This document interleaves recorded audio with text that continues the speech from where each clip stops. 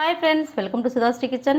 இப்போ நீங்கள் பார்த்துட்டு இருக்கிறது மீல் மேக்கர் குருமா. ரொம்ப டேஸ்டியாக சூப்பராக அட்டகாசமாக வந்திருக்கு. இந்த மீல் மேக்கர் குருமா எப்படி செய்கிறதுன்னு வீடியோக்களை போய் பார்க்கலாமா? மீல் மேக்கர் குருமா செய்கிறதுக்கு முதல்ல இந்த கப்பில் 1 கப்பு மீல் மேக்கர் இந்த கிண்ணத்தில் சேர்த்துக்கலாம். இதை தண்ணி ஊற்றி நல்லா அலசி எடுத்துகிட்டு வந்துடலாம். மீல் மேக்கரை நல்லா அலசி எடுத்துகிட்டு வந்தாச்சு. இதை ஒரு பவுலுக்கு மாற்றிக்கலாம். இப்போ இந்த மீல் மேக்கரில் நல்லா சுடு தண்ணி ஊற்றிக்கலாம். நல்லா கொதிக்கிற சுடு தண்ணி ஊற்றிக்கலாம். இப்போ ஒரு தட்டு வச்சு மூடிடலாம். அடுத்தது நம்ம குருமாவுக்கு என்னென்ன ரெடி பண்ணுறதுன்னு பார்க்கலாம். ஒரு 10 நிமிஷம் கழித்து எடுத்து பார்த்தா இதை மாதிரி நல்லா பார்த்திங்களா, இந்த மாதிரி நல்லா சுடு தண்ணிலே நல்லா உருடிச்சு. இது ஒரு ஓரமாக இருக்கட்டும். அடுத்தது ஒரு மிக்ஸி ஜார் எடுத்துக்கலாம். இதில் ஒரு சின்ன கப்பில் 1 கப்பு தேங்காய் எடுத்துருக்கேன். ஒரு கைப்பிடி அளவுக்கு பொட்டுக்கடலை, இதில் சின்ன வெங்காயம் ஒரு 5-6 எடுத்துக்கலாம். ஒரு தக்காளி சின்னதாக கட் பண்ணியிருக்கேன். 1 ஸ்பூனுக்கு கசகசா, ஒரு 6 முந்திரி பருப்பு, 1 ஸ்பூன் சோம்பு.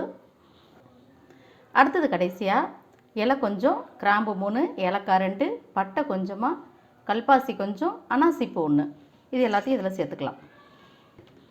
காரத்துக்கு தகுந்த மாதிரி ஒரு 10 மிளகாய் எடுத்துக்கலாம். மீல் மேக்கர் சேர்க்குறதுனால காரம் நல்லா இழுக்கும். அதனால் ஒரு 10 மிளகாய் அதில் சேர்த்துக்கலாம். இல்லைன்னா ஒரு 6-7 போட்டால் போதும். அவ்வளோதாங்க. இது எல்லாத்தையும் நைஸாக அரைச்சி எடுத்துகிட்டு வந்துடலாம்.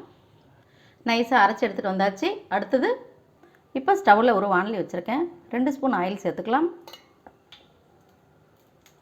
1/2 ஸ்பூனுக்கு கடுகு பொரிஞ்சதும் கருவேப்பிலை கொஞ்சம். அடுத்தது நீல வாக்கில் கட் பண்ணி வச்சுருக்கிற பெரிய வெங்காயம் 1 கப்பு.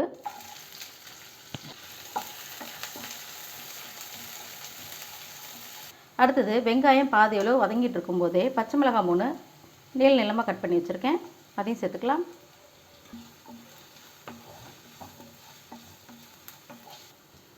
இஞ்சி பூண்டு பேஸ்ட் 1 ஸ்பூன். இப்போ பச்சை வாடை போக இதை நம்ம வதக்கிக்கலாம்.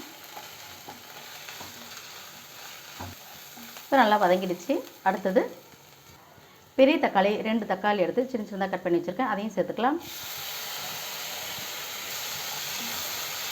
தக்காளி சேர்த்துட்டு நல்லா சுருளை வதக்கிக்கலாம். இப்போ தக்காளி சேர்த்துட்டு கொஞ்ச நேரம் வதக்கிட்டு அடுத்தது ஒரு 1/2 டம்ளர் தண்ணி சேர்த்துக்கலாம். மூடி வைக்கலாம். இந்த நேரத்தில் நாம் சுடு தண்ணியில் மீல் மேக்கர் போட்டு வச்சுருக்கோம் இல்லைங்களா? இந்த மீல் மேக்கரை நல்லா இப்படி தண்ணியெல்லாம் இந்த மாதிரி தண்ணியெல்லாம் இல்லாத அளவுக்கு நல்லா பிழிஞ்சு எடுத்துகிட்டு வந்துடலாம். இப்போ ஒரு 5 நிமிஷம் வச்சு திறந்து பார்க்கலாம். இப்போ நம்ம அரைச்சி வச்ச இந்த விழுதை சேர்த்துக்கலாம்.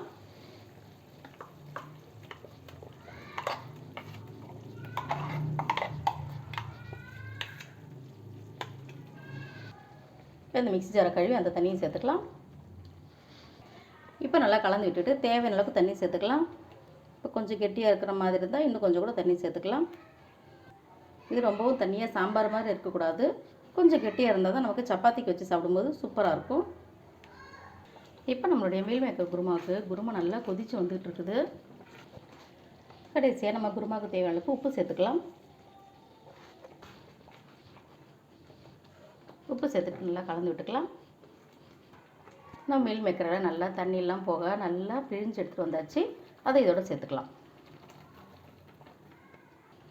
நம்ம வீட்டில் வெஜிடபிள்ஸ்லாம் எதுவும் இல்லைன்னா கூட இந்த மாதிரி மீல் மேக்கர் வச்சு நம்ம செஞ்சோம்னா ரொம்ப சூப்பராக டேஸ்ட்டாக இருக்கும். குழந்தைங்க ரொம்ப விரும்பி சாப்பிடுவாங்க. இந்த குருமாவோட டேஸ்ட்டு இந்த மீல் மேக்கருக்குள்ளே சேர்கிற அளவுக்கு ஒரு 2 நிமிஷம் வச்சு நல்லா நம்ம கலந்து விட்டுகிட்டே இருக்கலாம். ரொம்ப ஈஸியானது இந்த குருமா. இது சோயா ஜங்க்ஸ்னு கூட சொல்லுவாங்க.